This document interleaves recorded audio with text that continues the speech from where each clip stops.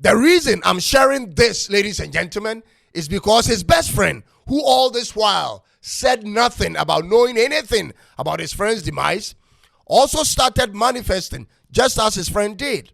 His best friend is already gone on the streets, completely losing his mind. It took another friend whom the parents didn't know to come and tell it all, ladies and gentlemen. This other friend met the guy's parents because he fears his time may also be coming soon.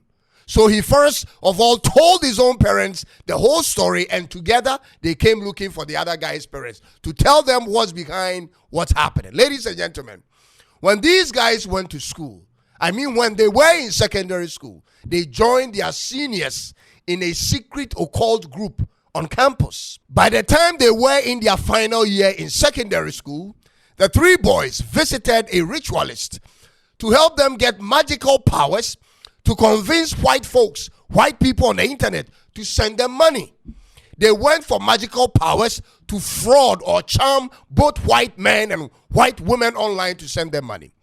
The thing apparently worked, and they received just enough money to buy some multiple flagship phones like an iPhone and Samsung. They also received enough money to buy some fancy watches and a car, ladies and gentlemen. And this car was kept in the second friend's house. The second guy managed to convince his parents that he got a job and he drives his boss in that car. And so he was only a driver. So he gets to bring the car home and take it out every morning. But this is where their problems began.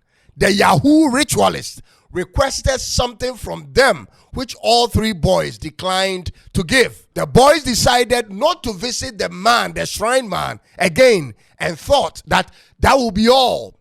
They thought by shunning the ritualist, they could move on with their lives, and they did that because they found another ritualist who convinced them that the first ritualist, his powers were just for beginners.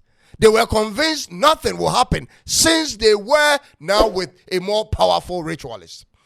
That was the beginning of their problem, ladies and gentlemen.